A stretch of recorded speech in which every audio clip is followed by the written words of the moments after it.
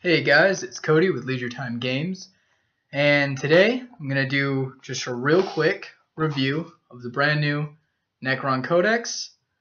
Now for those of you that don't know, have never watched any of my videos, which is probably most people, Necron is my first army. I started playing this game just over a year ago at the beginning of 2014, and now we're into late January of 2015. So it's literally just barely been over a year that I've been playing Warhammer 40k. Necron's my first army. I have about 5,000 points, which is actually probably less now because of the new codex. But I have about 5,000 points of Necrons. My first army. It's my biggest army. It's the army that I play the most, that I take to tournaments and things like that. So I've been very excited waiting for this new codex. It's out. I have it. Like I said, it's pretty cool. I've read through it already. First impression right off the bat, I think it's a well-written codex. There's one big pet peeve kind of thing that's really just like it's cosmetically that I don't like about the book, and I'm sure a lot of people might complain about this. But ultimately, I think it's well written. I think that the point adjustments and the power adjustments were needed, and we lost some good things but gained some good things, and it all equals out just like it did in most codexes. I'm a pretty easily pleased person, so I know a lot of people get upset about things that I just don't. It's kind of, I mean, like I said, we received some stuff, we lost some stuff, it all works out in the end. Ultimately, I think it's a good codex. Ultimately, I mean, just starting off, the cover is awesome. Now, the one thing that I don't like in the beginning, I'm not going to show you too much, but just my personal opinion, nothing against, anything. I don't like these cartoony drawings that they did for every unit where it talks about the unit.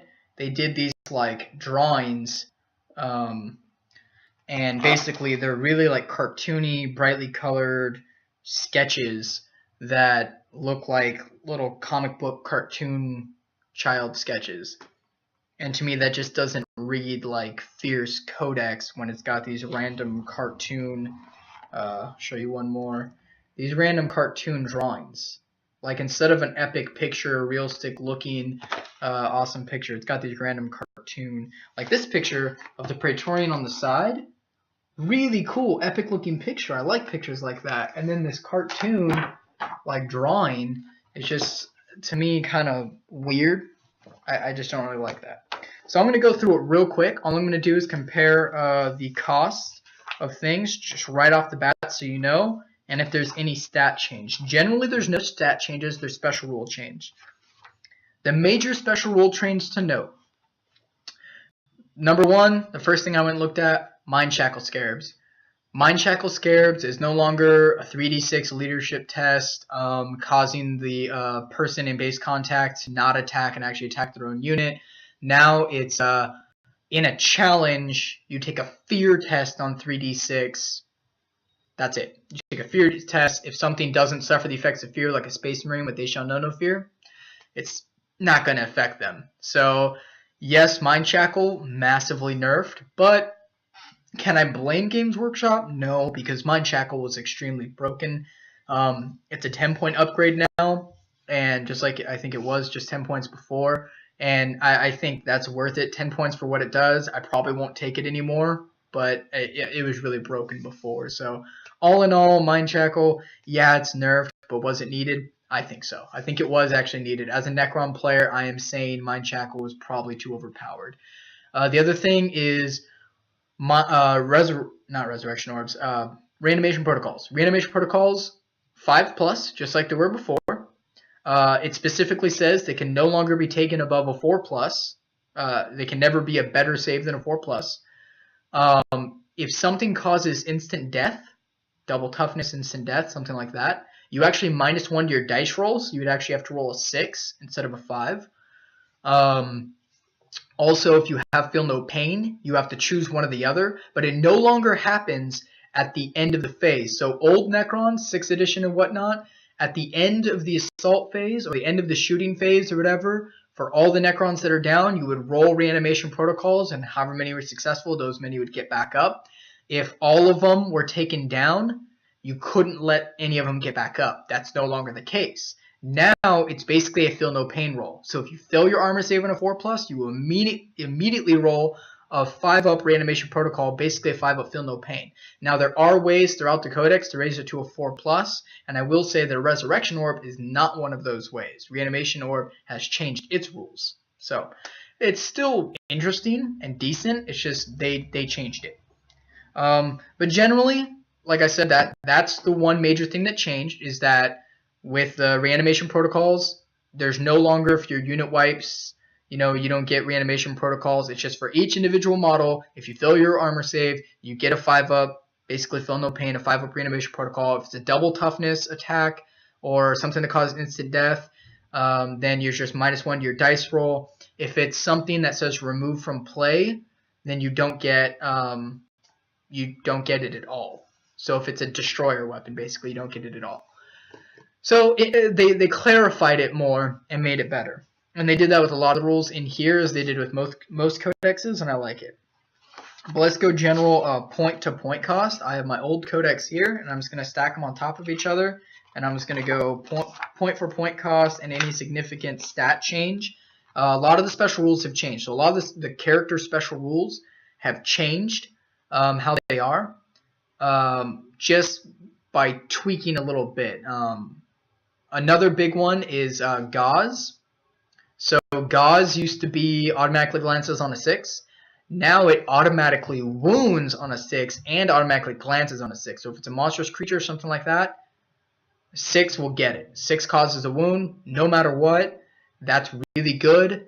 That's a buff. Gauze is actually buffed. That's better now.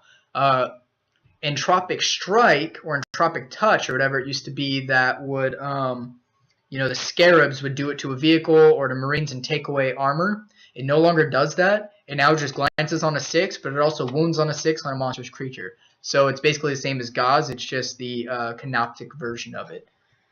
So pretty interesting, pretty cool, not bad. Different, but I don't think it's necessarily bad. It just has kind of a different use now, and it's not overpowered. Not that it necessarily was in the first place. The first thing to note is that most armies now have these special force organization charts. The one for the Necrons is really weird. It doesn't look like a normal force org. It actually looks like this. And I don't want to show you too much, but essentially,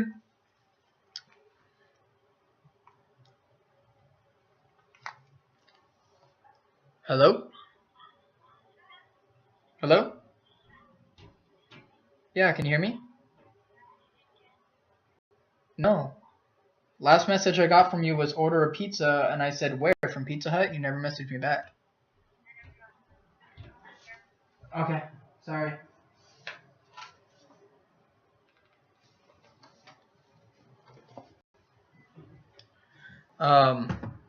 Okay.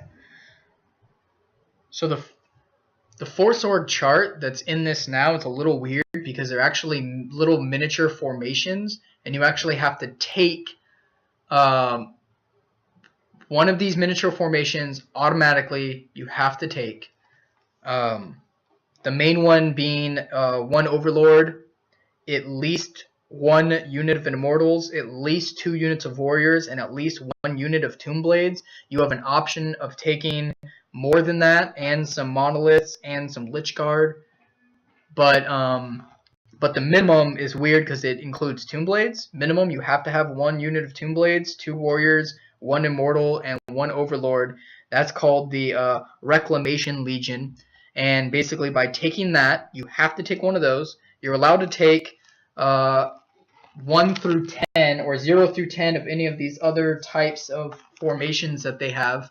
But essentially, by the special rule that you gain by taking this detachment is that it makes your reanimation protocols +1. So your reanimation protocols on 4+. Resorb doesn't raise your reanimation protocol anymore, but the detachment special rule does. So the command benefit for having this, for taking these formations, which is your called the Decurion detachment if I'm saying that right, Decurion, the Necron Decurion detachment. It consists of all these little formations, and by taking the contents of these little formations with the compulsory and then the additions and stuff like that, you gain the command benefit of ever living. Models in this detachment with the reanimation protocol special rule receive a +1 bonus to the reanimation protocol rolls. Models in the detachment with the living metal special rule ignore the effects of crew stun to crew shaken. The other thing is ever living on models with ever living like vehicles. It actually allows them to regain hull points now, so it's kind of like it will not die. So that's pretty cool.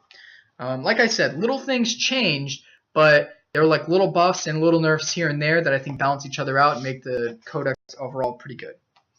So point-to-point cost, like I started to say before, I'll start just in troops.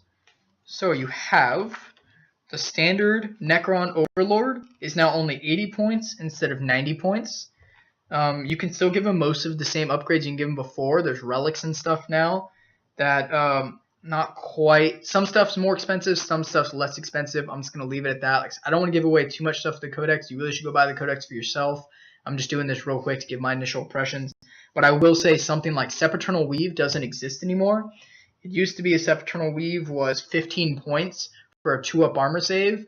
Now it's replaced with a relic or a different piece of war gear that's like 45 points or 35 points to give you a 2-up armor save. So more expensive to give your guy a 2-up armor save. However, a lot more of the special characters and like lords automatically come with a 2-up armor save. However, your regular Necron Overlord, 3-up armor save, all the stats are the same. Weapon skill 5, skill 5, strength 5, toughness 5, 3 wounds, initiative 2, 3 attacks, leadership 10, and a 3-up armor save. But you can take the relics, stuff like that. He comes with the Staff of Light. There's a couple cooler staffs now that you can take. The Necron Lord, which is actually its own thing, you still actually do. If you're doing Unbound, you can just take a Lord, 50 points. Normally it's 35 points to be part of a Royal Court. You still have to take him as a Royal Court in this detachment, the Decurion detachment or whatever, but he's 50 points now. You can take only 1 through 3 of them, 50 points a model. But they actually have 2 wounds now. So they gained an additional wound, not bad, and they can actually take the relics and stuff, which there's some pretty nasty ones. So they come with a Staff of Light just like they did before, but 2 wounds now. A little bit more expensive, but 2 wounds, so not bad. Moving along, Cryptek, same kind of thing. For the Decurion detachment, he has to be part of the Royal Court. You could take 1 through 3, but if you're doing Unbound, you can just take him on his own, 65 points, which is more expensive than normal. Before, he used to be 25 points, but he can only be in the Royal Court. Basically, a lot of the stuff that was a Cryptek special issue war gear thing, the upgrades for these Crypteks, is actually now what the relics basically are. A lot of the stuff. I'll tell you, like Nightmare Shroud and Veil of Darkness are relics now. So that's kind of, they pulled from other people, but it's cool because now other things like Necron Lords and Overlords can get the things that Crypteks used to be able to get. So that's pretty cool. At cost, of course. I talk all day on the phone, so yeah, sucks. Alright, some of the, Destroyer Lord is 10 points cheaper. Same stat line. Destroyer Lord used to be 125. Oh, actually 15 points cheaper. It's only 110 now. Let me just double check. Weapon skill 4, blood skill 4, strength 5, T6, wounds 3, initiative 2, attacks 3, leadership 10, 3-up save. He only comes with the Staff of Light now. He used to come with a War Scythe. He comes with the Staff of Light now, but like I said, if you're going to run something like that as your Warlord or something, there's some really cool relics. I'll talk about those that you're much better off taking. So yeah, that's pretty cool. Everything seems a little bit cheaper. Nemenser is only 150. He used to be 185, so he dropped in points. I've never used a lot of the special characters. I've always preferred to kind of make my own lords. But he has some cool rules. He actually has the ability to select a different warlord trait. He can choose what warlord trait he uses from their warlord traits or from the ones from the standard rulebook, and he can choose a different warlord trait every turn. That's really cool. There's some really good warlord traits, and to pick which one you're using each turn, depending where you're at on the battlefield and what objective cards you've drawn, that's for 150 points. He's worth it. Plus, weapons go 5, let's go 5, strength 5, toughness 5, 3 wounds, initiative 2, 3 attacks, leadership 10, 2 up save. He comes with the 2 up save. It's great. Reanimation protocols. Yeah, he definitely at 150 points with that being able to choose what do you call it, a warlord trait, that's really good. Vargard, who's someone I've never really used, 160 down to 120. He dropped in 40 points.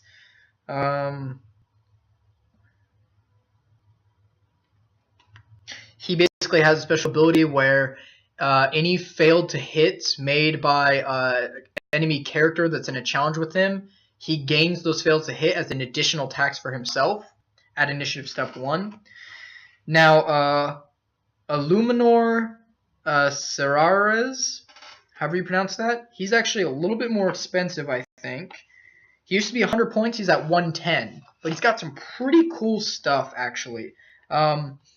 His main thing is at the start of the game, before the force is deployed, nominate one friendly unit of Necron Warriors or Immortals. All units in the nominated unit receive an upgrade for the duration of the game. Roll a d6 and consult the chart. So basically, a unit of Warriors or Immortals can gain for the rest of the game either Toughness 5, Ballistic Skill 5, or Strength 5. So that's pretty cool. At 110 points, he can up a unit like that. It could be the unit he's with. That's great.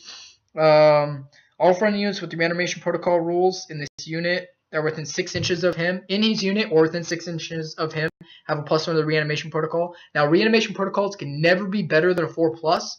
So if you're using the detachment in here, the Decurion detachment, making it a 4+, and you have this guy, it does not become a 3+. It can only be a 4+. However, what I believe is that if you're going to be double toughness, and it's a -1 to your roll, then you would also gain the +1 from this, so you would still get it on a 4+. That's what's making sense to me, but I'm not sure. However, he does have an artifact of Eons. That's the Eldritch Lance. It's a 36-inch range, strength 8, AP 2, assault 1 lance. That's really good. He seems pretty cool. Oricon the Diviner, who's one of my characters that I actually do like. He still has the empowered version. However, the difference is it used to be if you roll equal to or less than the turn, you would get it. So on turn 1, if you rolled a 1, he would become empowered. It's not that case. You have to roll less than the turn now. A little less powerful, but not bad. He also rerolls all failed to hit rolls in close combat with his weapon now. It's use your strength AP 2. Not bad. He's actually down to 120 points, and he used to be 165, so he dropped 45 points. Said everything's actually dropped points a lot in here. The Traveler, originally 165 points down to 160, so he only dropped 5 points. He's pretty much the same. He still does the thing where he can take over an enemy vehicle, so that's pretty cool. Let's see, the Infinite, Trazine the Infinite, 130 points now. He used to be 165, so he dropped in 35 points. That's pretty good. His stat line is the same. However, Surrogate Host, if Trazine removes his casualty roll or d6 on a 2+, he chooses another from the unit. I think he used to have something like that before. Basically, someone else can go in his stead. Pretty cool. He's got a pretty good weapon too. +2 strength, AP 4, melee concussive, and it's got the special called Psionic Shockwaves. If a character is slain in a challenge by an attack that it has the special rule, all models within 6 inches of the slain model with the same faction, friend or foe, immediately suffer a strength 4 AP nothing hit. So pretty cool, a little extra damage. Catacomb Command Barge. It's a little weird. It used to be Catacomb Command Barge was a dedicated transport that an overlord could take, or certain special characters could take. It's actually just like its own unit choice now for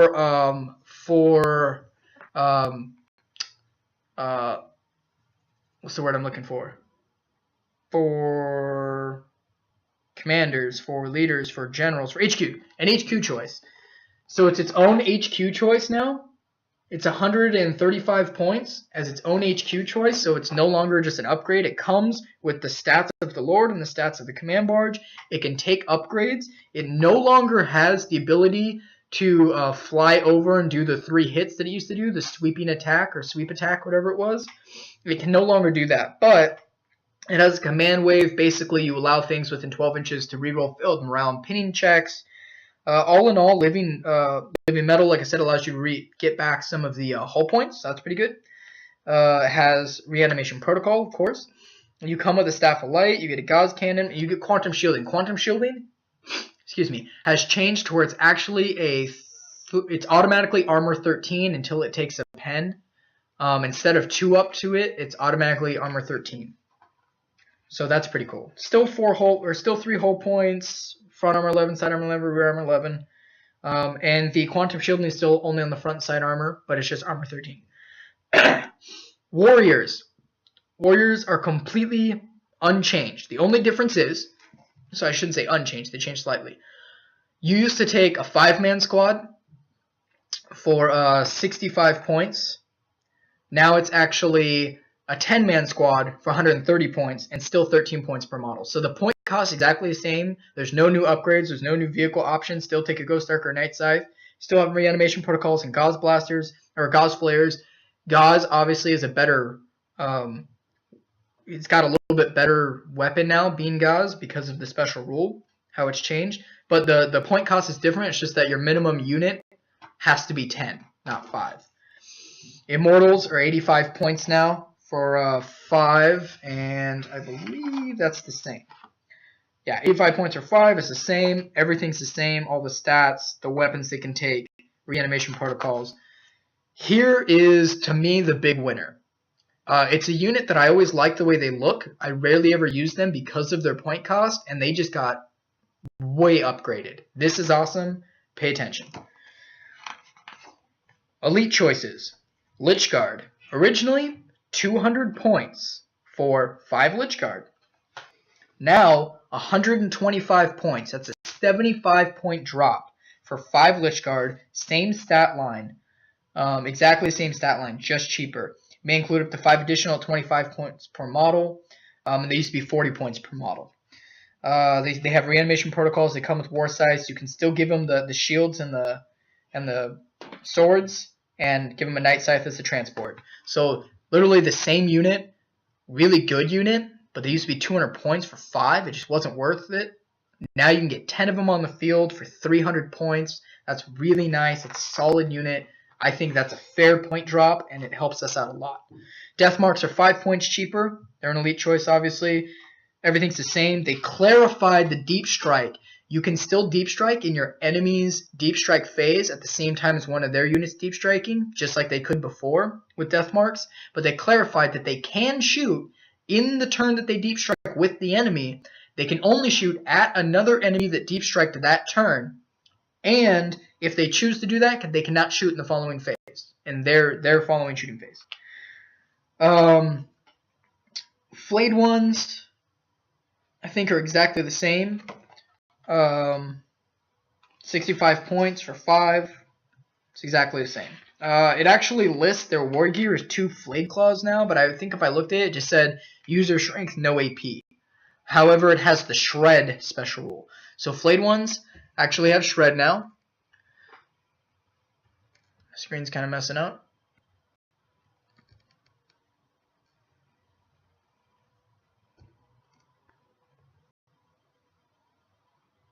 Interesting. So Flayed ones have Shred on their weapon.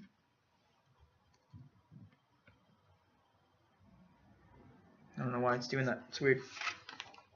Treyarch Praetorians. Now, there's a cool formation that includes Treyarch Praetorians, but they're generally just like Lich Guard cheaper. They're 140 points instead of 200. They're 28 points per model instead of 40 points per model. The Rod of the Covenant, which used to be only a 6-inch range weapon, is actually 12 inches now, and it's still Strength 6 AP 2. So that's really good. That's actually an upgrade for Treyarch Praetorians as well, and there's a cool formation that includes them. Treyarch Stalker, elite choice. Treyarch Stalker. He's actually dropped in 25 points. He's down to 125. Stat line is still the same. 3 hull points. You can actually take a unit of them, where it may include up to 2 additional track stalkers, which is interesting, because I don't think it clarified that in the previous codex. Yeah, before in the previous codex, it was just 1 track stalker. Now it says may include 2 additional track stalkers at 125 points per model. So you can have a unit of 3 of them, which is nice. I mean, because then it's only taking up 1 elite slot for 3 track stalkers on the field. I mean, I'm sure they have to stay within coherency and whatnot, but that's pretty good. They have quantum shielding. They come based with their heat ray. They have living metal, which allows them to regain wounds now, move through cover. Now, their targeting relay used to give you twin linked to everything that fired at the same target that they just fired at. It's no longer like that. Targeting relay, all friendly non-vehicle units with the Necron's faction within 6 inches of at least 1 track stalker adds 1 to their ballistic skill unless they're firing snapshots. So that's pretty cool. Now that comes in handy later, because I personally like running Tomb Blades, and Tomb Blades lost the ability to increase their ballistic skill. The Nebula Scope now instead gives you ignores cover, but if you have a track stalker and they're within 6 inches of the track stalker, they'll still get that plus on a ballistic skill, as well as everything else. So if your track stalker is sitting between a couple 5-man squad or 20-man squads of Necron warriors, they're all hitting on 2s. So that's really deadly, and you can have 3 of them. So in case one goes down, it has quantum shielding, it's armor 13, really strong. When you look at the Necron Codex overall, that's a very strong component. The fact that they have a lot of armor 13 is very deadly. Hey babe, did you order something? Do you want me to order something right now? Why? Oh, okay. You're still gonna order something? You want me to go pick it up though? Why? Yeah? Why? Do you want it now? No, I'm saying, do you want me to go pick it up? I don't care. Because I thought you said they don't deliver here. Yeah, they're not. They're still missing. I'll go pick it up. Yeah. Okay. The next part of the elite choice that was actually really interesting is they broke up. It used to be in this codex, a Catan was just a Catan, or Satan or Catan, however you want to say it. And they had the 2 different models, the Nightbringer and the Deceiver, as 2 different models, but it was pretty much the same rules, and it was just a Catan. Now they actually have, again, as 2 separate models, 2 separate units, the Catan shard of the Nightbringer and the Catan shard of the Deceiver. Now, instead of that list of different powers they could take, they each get 1 automatic attack. Let's see. So now they're down to 2. They're actually at 240 points as opposed to 185. So they're more expensive by a lot. That's what, 55 points. They're 55 points more expensive now. No, yeah, 55 points more expensive now for these guys. But it's interesting because they both have the ability to just basically move wherever they want. They ignore impassable terrain, everything like that. They could even be on top of impassable terrain as long as the model can actually be set there. So that's fine. They have Eternal Warrior and Fearless, which is awesome. The Nightbringer has Fleshbane. The Deceiver of the God has Hit and Run. They each have a special ability. The Nightbringer's special ability is Gaze of Death, which is a 12-inch line of sight. The unit suffers a number of wounds equal to 3d6 minus leadership. Resolve AP2 with the Ignores Cover special rule. At least 1 unsaved wound is inflicted. The Catan shard Nightbringer immediately regains 1 wound lost earlier. That's really cool. The Deceiver shard, he has the same moving. They both have this thing called Necrodermis, which is a 4-up invulnerable save. And as soon as it's reduced to 0 hull points, everything within 6 inches takes like a strength 4 AP1 hit. So that's pretty cool. It's like an extra little thing as it dies. For 250 points, that's nice. You want that. They both have 4 wounds. So it's almost like a monstrous creature version of a land raider kind of thing, is what I would compare it as, because 4 wounds, 4-up invul instead of armor 14. as well as a 4-up save. Now he has the Grand Illusion, which is the thing is after you deploy, everything's deployed, you can take a couple D3 units off and redeploy them or put them in reserve. That's kind of cool. You also, everything within 12 inches, -2 leadership. That's for the Deceiver. Now, both of them, for their war gear, has Power of the Catan, which is actually a chart that's almost like your Psychic Power chart, but it's actually the Powers of the Catan. And each turn during your shooting phase, you roll randomly on the chart and get to do whatever weapon you roll. Now, there's 2 profiles. The first profile is the one that these 2 guys use, and the second profile is what the Tesseract Catan uses, the guy that's locked in the big Tesseract with his arms on the side, the old Apocalypse model. He gets basically 48-inch range and like a little bit more shots. These guys get 24-inch range, but it's still like they have some strength D weapons, so that's pretty epic. They have like some strength 10 weapons, some like assault 10 weapons, like strength 6 AP4 assault 10 for seismic wave or seismic assault. So it's basically a random like 6 or so. And you know what? I'm almost guarantee I also have the data cards here. If I open these up, where the cards are that would normally be your psychic cards, I bet you it's the Catan power cards in here. And I am right. Predictable. So, Powers of the Catan.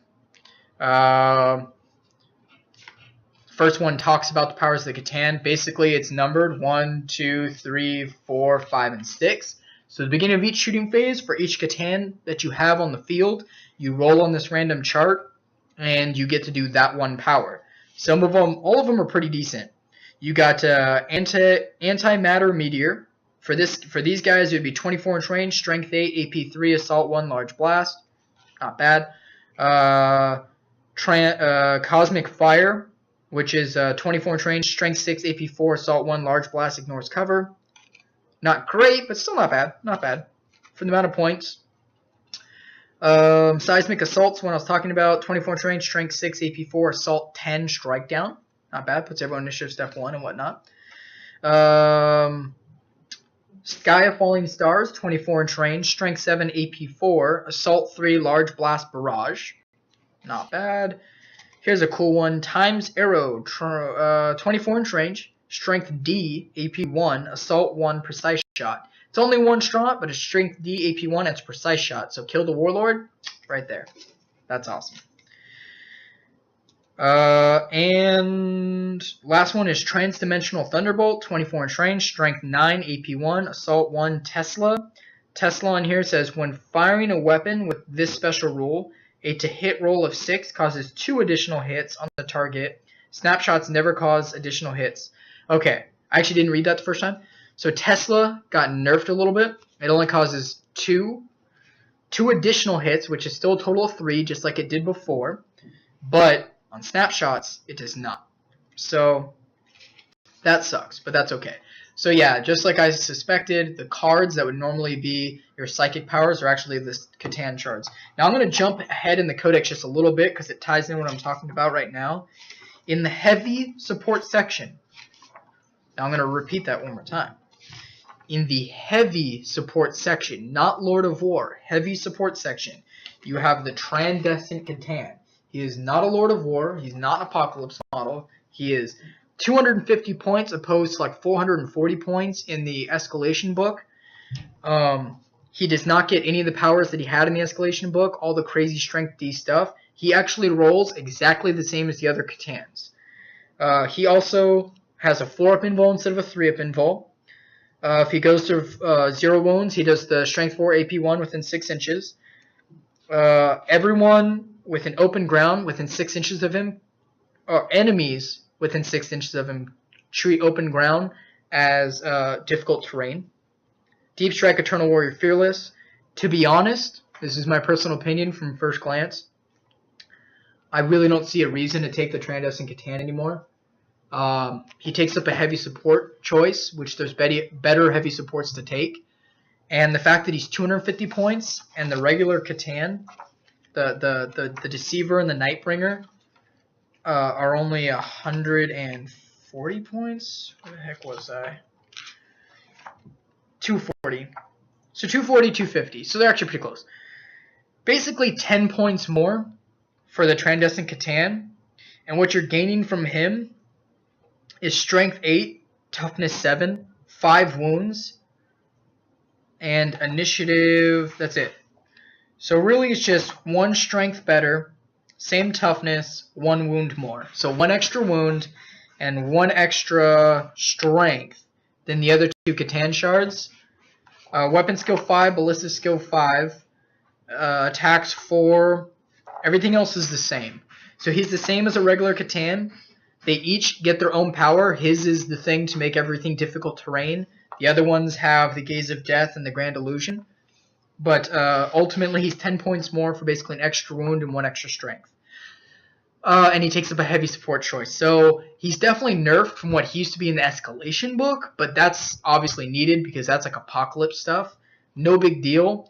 I like that they included him in the book, and he still rolls on that random chart. So that's cool. It's all good. All in all, I think it's okay. Night Scythe is 130 points. Let's double check this on here.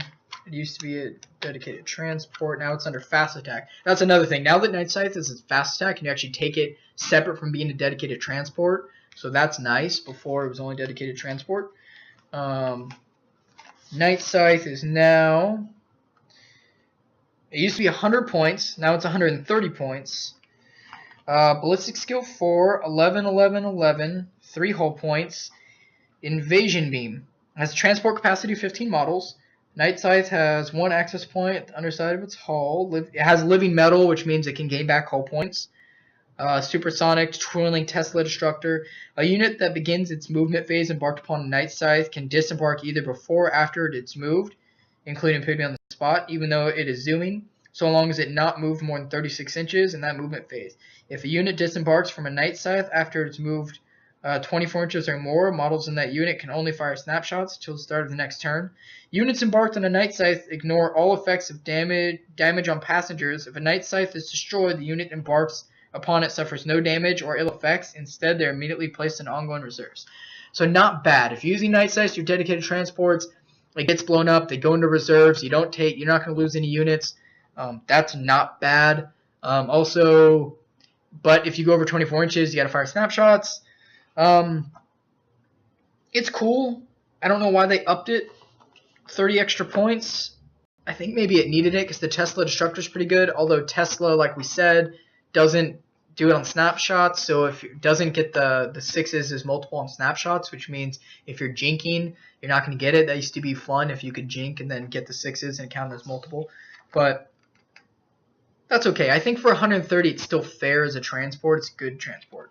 105 for a Ghost Ark. Ghost Ark used to be 115. So Ghost Ark's actually cheaper. Bliss skill 4, 11, 11, 11 for the armor and 4 hull points. Still has the Godflayer's arrays, Repair Barge. At the start of each friendly movement phase, this model can repair fallen Necron warriors. To do so, nominate a friendly unit of Necron warriors that's either within 6 inches of this model or embarks upon it and roll a d3. Add a number of Necron warriors equal to the result. This cannot take the unit beyond its starting size, nor if it is currently embarked in the Ghost Ark beyond the vehicle's transport capacity. These Necron warriors must be placed within 6 inches of the Ghost Ark, or if the unit is currently embarked in the Ghost Ark within it. If a model cannot be placed for any reason, its destroyed Necron warriors repaired in this manner can move and act normally its turn.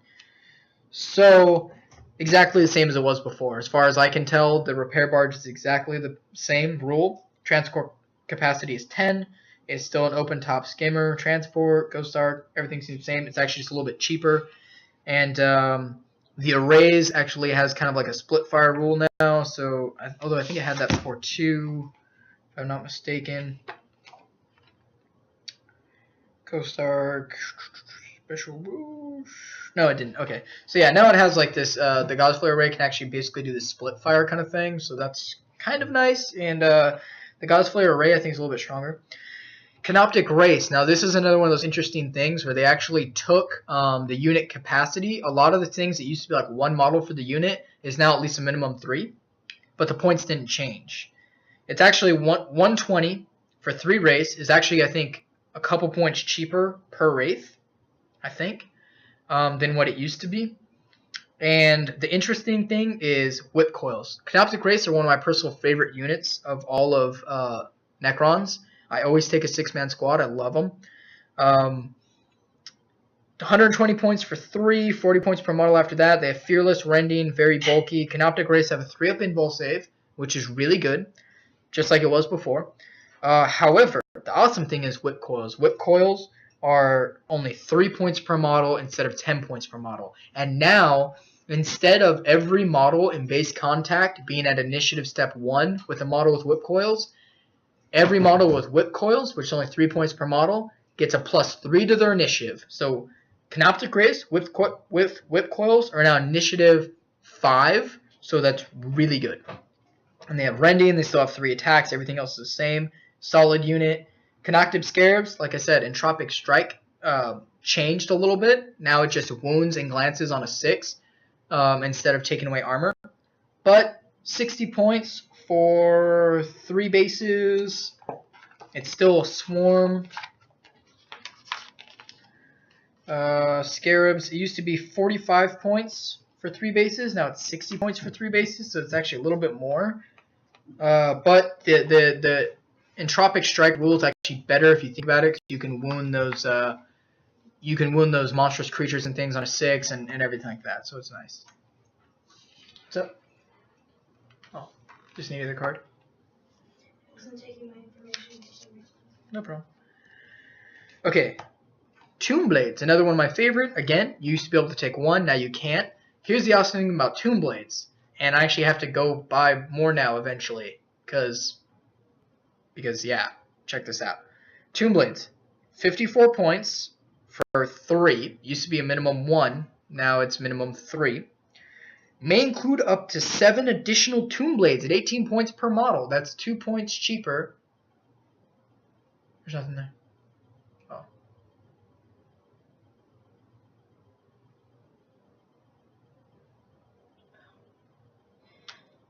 They're ordering double the drivers. What? They're hiring double the drivers. Oh, cool. They won't be ready soon. These models, the Tomb Blades, are actually 2 points cheaper per model right now. They're 18 points per model. I think they used to be 20. Double check that. Tomb Blades, 20 points per model. Okay. I know my stuff a little bit. So, like I said, you used to max out your unit with an additional 4 to your 1 and have a max unit of 5. Now you have a minimum of 3, max unit of 10. So 10 Tomb Blades, that's a really awesome unit. They still come with Twin Link Gauss Blasters. You can't increase their ballistic skill, but they will increase if they're around that Triarch Stalker, so that's awesome. Web skill 4, ballistic skill 4, strength 4, toughness 4, 1 wound, initiative 2, 1 attack, leadership 10. They're mostly a shooting unit. You can still take the Shadow Loom, which is going to give them +1 to their cover save. So with Jinking, that's really good. The Nebula Scope no longer increases, it just gives them the ignores cover special rule. They can no longer take the Shield Vein. Shield Vein still exists, it's just not something that Tomb Blades can take any longer. So it's kind of interesting about that. Destroyers. These ones actually you still just take as 1. It's not a minimum unit of 3, it's just 1. But you can up it to 5 additional, so you get a unit 6 just like it was before. And they're 40 points per model just like they were before. It seems like everything's the same. So destroyers are exactly the same. The funny thing is, you can have destroyers as a fast attack and may upgrade 1 destroyer to a heavy destroyer for 10 points as part of your fast attack choice with 6 of them. Or as a heavy support choice for 50 points per model, you can have 1 heavy destroyer and may include up to 2 additional. So you can have a unit of 3 heavy destroyers as a heavy support choice, or a unit of 6 destroyers with 1 heavy destroyer upgrade as a fast attack choice. Personally, I would keep it fast attack. They're jet bike units. There's better things to do for heavy. And plus, when you have a unit of just 3, it's too easily to take down, in my opinion. They still have reanimation protocols, still very bulky, things like that. But that's interesting. Canoptic Spiders, exactly the same as far as I could tell. Let me double check. Spiders, 50 points. Same. Once per friendly movement phase, each Canoptic Spider can use a special rule to create a Canoptic Scarab. To do so, nominate a friendly unit of Canoptic Scarabs within 6 inches of the Canoptic Spider. Add a single Canoptic Scarab base to the unit, so it's no longer rolling. You only add one base. Or was there only one base before? I don't remember. I don't use spiders that often. This can take that unit beyond its starting size, but must be placed within 6 inches of the spider. If a model cannot be placed for any reason and destroyed, Canoptic Scarabs created in this manner can move and act normally in this turn. Roll d6 each time Canoptic Spider uses its Scarab Hive special roll. Immediately after placing any Canoptic Scarabs that were created, on a roll of 1, the Canoptic Spider suffers a single wound. So it's pretty much the same as it was. I don't remember if you created multiple Scarab bases or just one before. I don't remember. I didn't use spiders too much. But anyway, it still has that. Stats are still the same, 50 points. Doom Scythe. Used to be 175 points, down to 160. Still has the Death Ray, page 113, Twin Link Tesla Destructor. Let's check out that Death Ray real quick, because that used to have like some complications. Death Ray, what does it do now?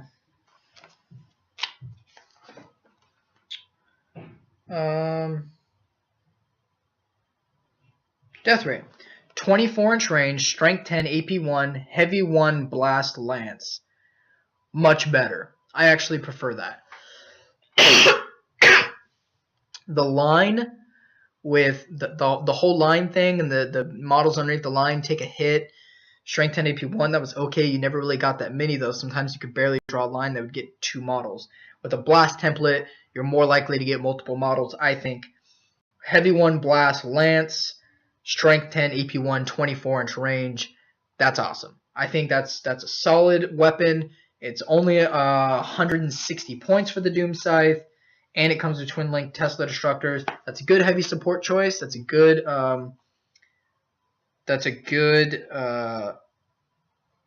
flyer to have. It doesn't have Skyfire, or maybe all flyers do. Not sure. It doesn't say that it has Living Metal, so it can repair hull points. So that's awesome. Of course, it does not have the Quantum Shielding, but that's okay. Armor 11, 3 hull points. Let's go for Monolith, still 200 points. Everything's the same. Gauze, Flux, Arcs, and Particle Whip is the same as it was. Blast Template, Strength 8, AP 3.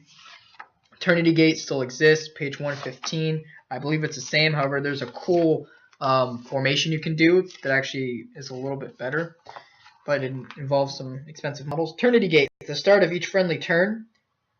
Now that's different.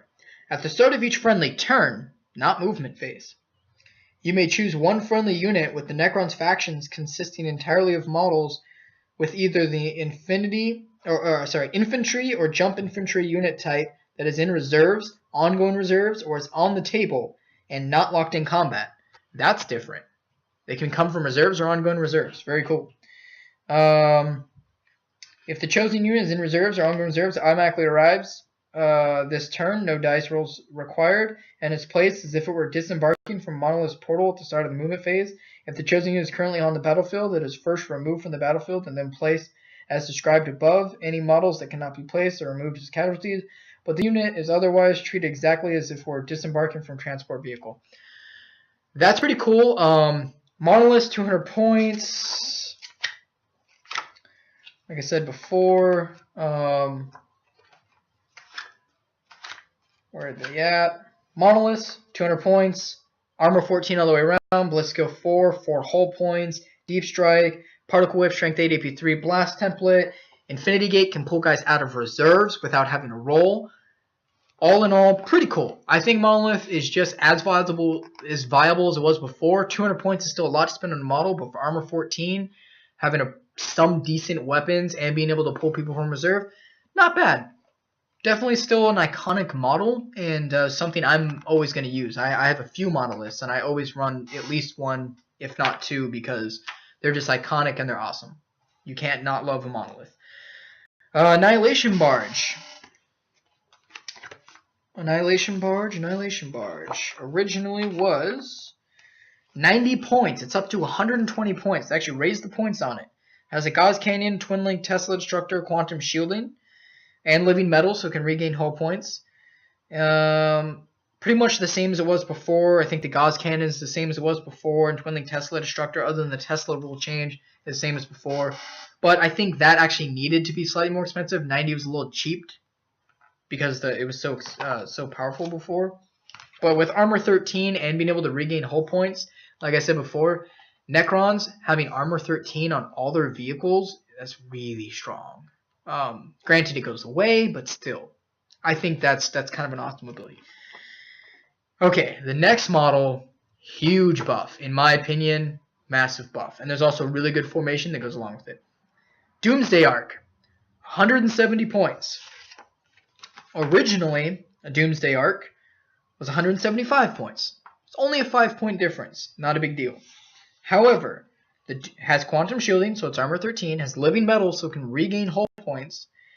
Has 2 God's Flare arrays, as it did before. But the Doomsday Cannon itself is no longer Strength 9 AP1. It now has 2. If it has not moved, or if it has moved, it has low power, 24-inch range, Strength 8 AP3, Heavy 1 Blast. If it is not moved, it has a high power, 72-inch range, Strength 10, AP1, Primary Weapon 1, Large Blast, Divert Power. Divert Power is just if it hasn't moved. Primary Weapon allows you to do extra stuff with rolling pens and stuff like that. Strength 10, AP1, granted you can double toughness a lot more things you could double toughness for. Nurgle armies, bikes, things like that are T5 out on the field, double toughness. Not only that, your Armor 13, your Strength 10 AP1 double toughnessing just like a Vindicator, but your 72-inch range rather than the 24-inch range of a Vindicator. Wow. For 100, now granted it's 170 points, but for 170 points, Armor 13, 72-inch range, Strength 10 AP1, Large Blast. That is, I have one that I don't really run too much because I just didn't. But now that I'm reading this, I'm like, wow, 72-inch range, Strength 10 AP1, running one, especially with the formation. Okay, moving along. You have the Transcendent Catan that I showed you before. It goes into Lords of War. You have the Tesseract Vault. He has the same chart that the other Catans have, but his are all more powerful. He gets the second profile on the weapons, which are more powerful. He also gets, when the Tesseract Vault uses powers of the Catan, measure line of sight and distance from the Catan itself. Okay, let's go 5. When a Tesseract Vault loses its last hull point, it always suffers the Titanic explosion. So that's pretty cool. Obelisk, 300 points. Oh, the Transcendent Catan is 550 points. Obelisk is 300 points. It has 4 Tesla spheres, gravity pulse. It's kind of like an anti-flyer type thing. Imhotep the Stormlord is now a Lord of War. Now, the interesting thing about him is he no longer steals the initiative on a 4+. That's actually a Warlord trait you can get now, so that's pretty cool. He has the Gauntlet of Fire, which is, it actually doesn't have the close combat profile that he used to have. It's basically a regular Flamer template. He's got a decent artifact of Eons called the Staff of the Destroyer, Strength 6 AP2, Assault 3, 18-inch range. But the Lord of Storm rule, it used to be you would roll to see if night fighting continued after the first turn, and if night fighting was in effect, you could roll for each unit that was unengaged, and on a 6+, they would get struck by lightning, and it was like a weak hit, if I remember. Now, if Imhotep is if your army includes Imhotep the Stormlord, doesn't even have to be a Warlord, it's just as long as it includes him, the night fighting special rule is always in effect during the first game turn. In addition, once per game, so it's only once per game, but it's nice because you can do this after all reserves have arrived from your enemy or something. So keep that in mind. In addition, once per game, at the start of an enemy-friendly shooting phase, roll a d6 for each enemy unit within 48 inches of Imhotep. On a 5+, that unit suffers d6, strength 6, AP nothing hits. These hits are randomly allocated. Still not crazy good, but I think it's better than it was before. Granted, you got it more times during the game before, but you had to continue night fighting, and I don't really like night fighting. Now, he's actually cheaper. He's down to 190 points. So he's actually cheaper than he used to be, but he's a Lord of War. You can only take one. However, if I'm going to take a Lord of War, between the Transdestined Catan and the Obelisk and him, I'd probably take him just because he's cheaper and he has some pretty cool abilities. All in all, I think his actual stats are maybe a little bit better. Now we get into the formations. I don't want to like read too much into everything. Like I said, I don't want to give away all in all what the Codex is. But you definitely should buy this Codex. Good Codex. I will say that there's a pretty standard formation. These are actually the formations that are part of your detachment. So the Decurion detachment, your force organization chart for the Necrons is just a bunch of formations. And by taking these formations, you're getting your primary detachment. That is your detachment. So this is like the primary one that you have to take.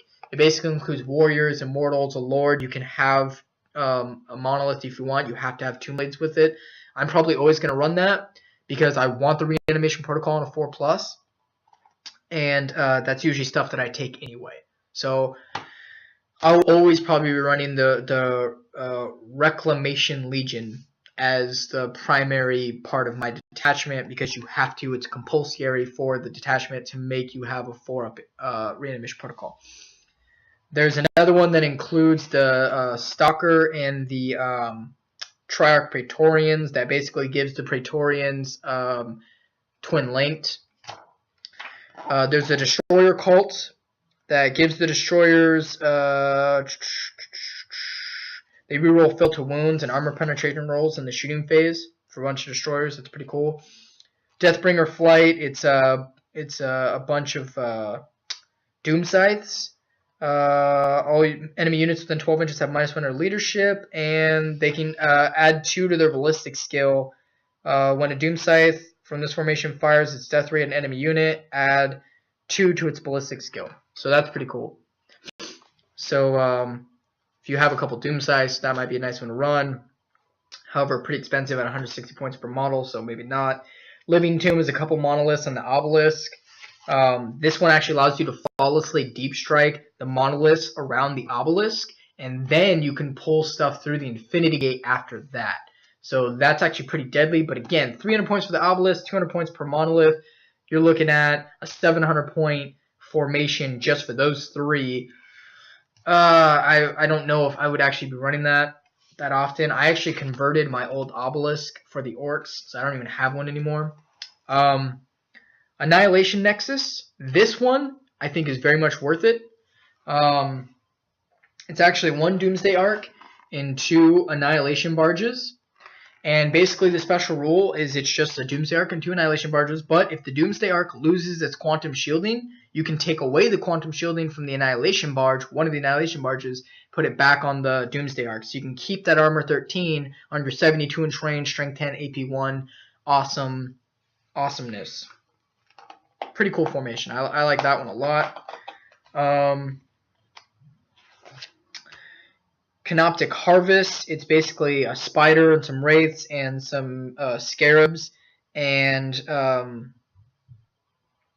you get to choose at each movement phase. You get to choose one of the following rules for the formation to have: either Fleet, Reanimation Protocols, or Shred. Now that's huge. Canoptic things like spiders, wraiths, and scarabs do not have Reanimation Protocols. But by taking this formation, your wraiths can now have Reanimation Protocols, and if you're taking, which means it's automatically on a 5+. And if it's obviously part of the Decurion detachment, it's actually 4-up. So they have 4-up reanimation protocols on top of a 3-up invul. So they have a 3-up save, or sorry, 4-up save, 3-up invul, or maybe it's just a 3-up invul. And then 4-up basically feel no pain, a 4-up reanimation protocol. Pretty cool. Royal Court is actually a formation now. You get to it gives them relentless and move through cover. And they get to, but they have to stay as a unit now, actually. And, yeah. That's pretty much it. There's Warlord traits. One of them will make you Eternal Warrior. One of them gives you Zealot. One of them is you cause Fear Test. Or no, you can re-roll Fear, Pinning, and Morale checks within 12 inches of the Warlord. One is you may add or subtract 1 to your reserve rolls and seize the initiative rolls. So that's where they kind of took it away from Imhotep, put it in there. But it's also good because if you don't want someone to come in yet for reserves and you roll that 3, you can say, oh, -1, it's a 2, they're not going to come in. So you could save it for later. It's kind of interesting. And you could add 1 to it later if you want them in on a specific turn. Your Warlord and all friendly units within the Necron faction from 12 inches fam have the Relentless and Crusader special rule. And the last one is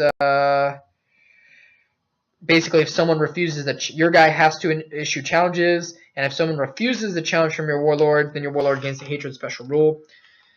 Like I said, I don't want to get too into a bunch of the stuff. A lot of the stuff seems the same. Gauze improved. Tesla's a little weaker because he doesn't work on snapshots, but that's okay because Gauze and Canoptic Strike are stronger in my opinion. The powers of the Catan is pretty much the equivalent of psychic powers now. It's pretty cool. And you no longer get special powers for the Cryptex, but they basically can take the war gear that is kind of like what their powers were before. And like I said, my only real pet peeve on the Codex is the little cartoon drawings in the beginning. They're kind of cheesy. The Force Org chart's a little weird, but it's still cool. It's different. A lot of good fluff. A lot of good stories. Like I said, other than the drawings that are kind of cheesy, it's really a good Codex. I like it a lot. Those are my first impressions. Those are the points cost. Like I said, for most things, they are cheaper. The things that aren't cheaper are basically the same. The things that are expensive, I think, need to be expensive. Mind Shackle is weaker, pretty much useless. But pretty much the Cryptex stuff is now artifacts, things like that. Resorbs.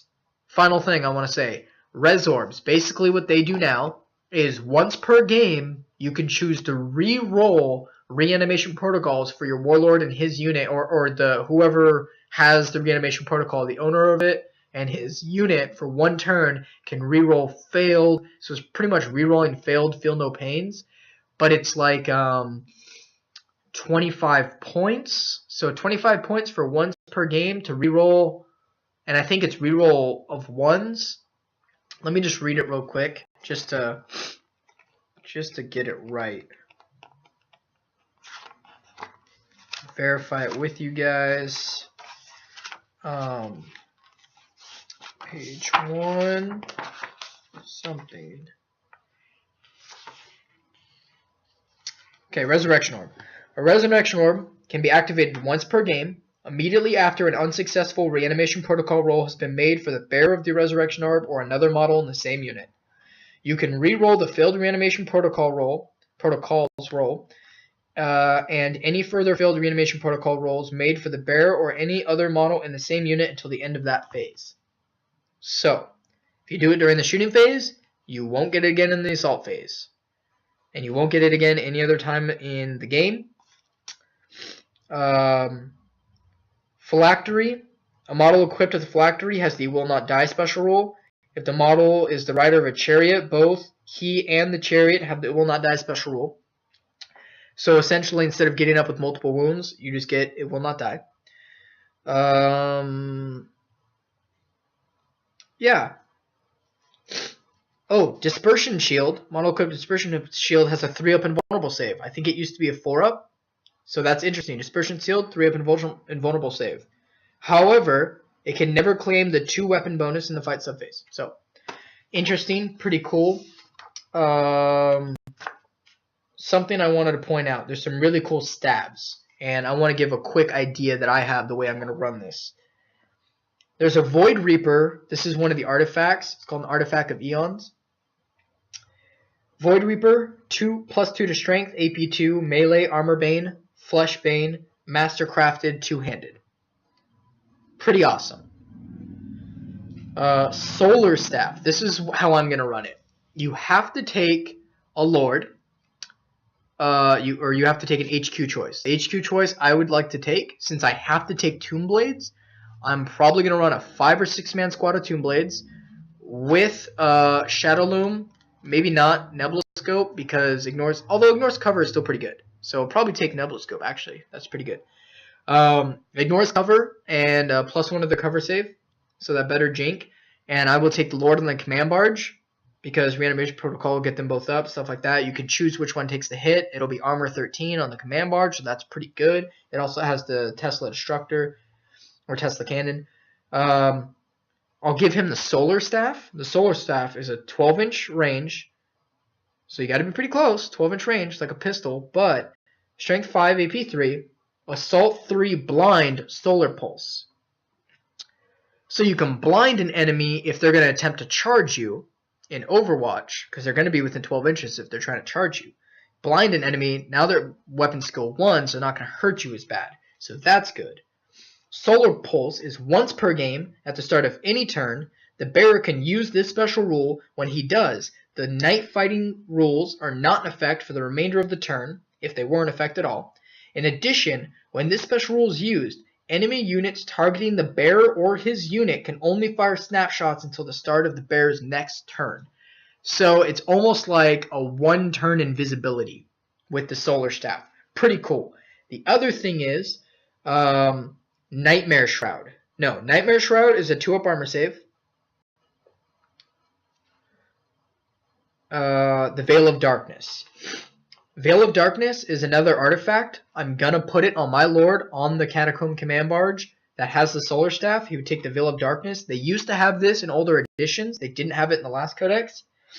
Essentially, the bearer of the Veil of Darkness has the Deep Strike special rule. In addition, once per game, at the start of any friendly movement phase, the bearer can use the Veil of Darkness to remove himself and his unit from the table, even if they are locked in combat. They then immediately arrive anywhere on the board using the rules for Deep Strike. So essentially, I have a 6 to 10 man squad of Tomb Blades with Ignores Cover, Twin Linked, Gauze weapons. Really awesome. I have the Lord who can make them invisible for one turn and can make people blinded if they charge them. Basically, the Lord's there to keep them safe from being locked in combat, because too many times people have locked my Tomb Blades in combat and then I lose like my best shooting squad.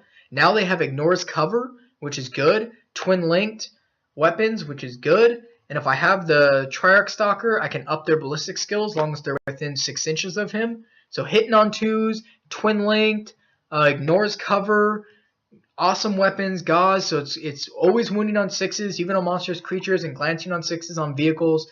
Really solid 10-man squad, and if they get locked in combat, they're screwed. But with the Lord there, they can blind the enemy as they charge in.